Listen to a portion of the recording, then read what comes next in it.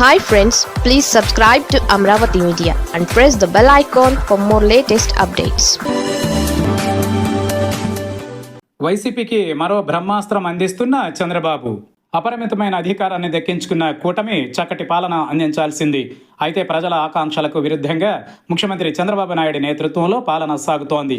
ఘోర పరాజయాన్ని మూటగట్టుకున్న వైసీపీ కూటమి అప్రజాస్వామిక పాలనతో ప్రాణం పోసుకుంది. ప్రజల్లోకి చాలా త్వరగా ప్రతిపక్ష వైసీపీ వెళ్లడానికి ప్రధాన కారణం చంద్రబాబు ప్రజా వ్యతిరేక విధానాలే అనే చర్చకు తెరలేచింది.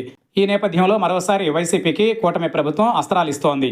పీపీపీ విధానంలో మెడికల్ కాలేజీల పనుల్ని నెల రోజుల్లో ప్రారంభించేలా చర్యలు చేపట్టాలని సీఎం చంద్రబాబు ఆదేశించారు. వెలగపూడి సచివాలయంలో సంజీవని ప్రాజెక్ట్ పాపులేషన్ మేనేజ్మెంట్పై సమీక్షలో భాగంగా చంద్రబాబు మాట్లాడుతూ పీపీపీ విధానంలో ఫేజ్ 1లో మార్కాపురం, మదనపల్లె, పులివెందల, ఆదోని మెడికల్ కాలేజీల పనులు ప్రారంభించాలని ఆదేశించారు. ఫేజ్ 2లో అమలాపురం, పాలకొల్లు, పార్వతీపురం, బాపట్ల, పెనుకొండ, నర్సీపట్నం మెడికల్ కాలేజీల నిర్మాణం పూర్తి చేయాలన్నారు. గతంలో కూడా చంద్రబాబు ప్రభుత్వం ఇలాంటి ఆదేశాలనే ఇచ్చింది.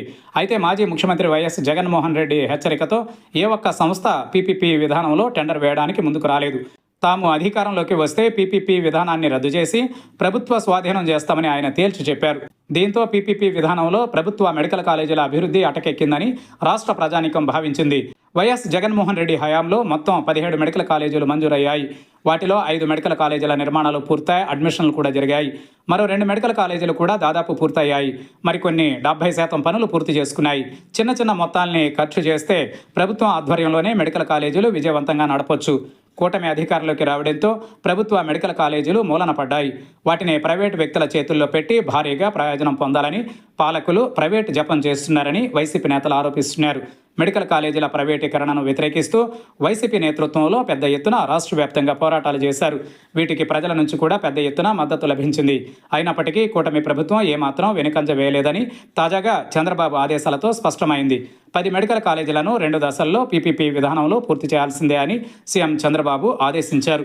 మొదటి విడతలో పులివెందులతో పాటు మరో 3 కాలేజీలను ప్రైవేటు పరం చేయాలనే ఆదేశాలు ఆందోళన కలిగిస్తున్నాయి. ఇదే సందర్భంలో వైసీపీకి అస్త్రాలు అందించినట్టు అవుతోంది. మరోసారి మెడికల్ కాలేజీల ప్రైవేటీకరణకు వ్యతిరేకంగా వైసీపీ ఉద్యమ బాట పట్టేందుకు ఇంతకంటే మంచి అంశం మరొకటి లేదు. చంద్రబాబు ప్రభుత్వ మొండి వైఖరి చూస్తూ ఉంటే ప్రజా వ్యతిరేకతను కూడా ఖాతరు చేస్తున్నట్టుగా కనిపించడం లేదు. పీపీపీ విధానంలో మెడికల్ కాలేజీలను అప్పగించడానికి కూటమి ప్రభుత్వం తహతహలాడడం కూటమి శ్రేణులకు కూడా నచ్చడం లేదు. దీనికి తప్పకుండా భారీ మూల్యం చెల్లించుకోవాల్సి ఉంటుందని కూటమి నేతలు ఆందోళన చెందుతున్నారు. అయితే ఇవేవి సీఎం చంద్రబాబు పట్టించుకోవడం లేదు. ప్రజా వ్యతిరేకత, పేదల ఆరోగ్యం, అలాగే బీసీ విద్యార్థుల వైద్య విద్యను పరిగణలోనికి తీసుకోకుండా ప్రైవేటు వ్యక్తులకు మెడికల్ కాలేజీలను కట్టబెట్టాలని ఎందుకు అంత అత్యుత్సాహం అనే ప్రశ్న పౌర సమాజం నుంచి వస్తోంది.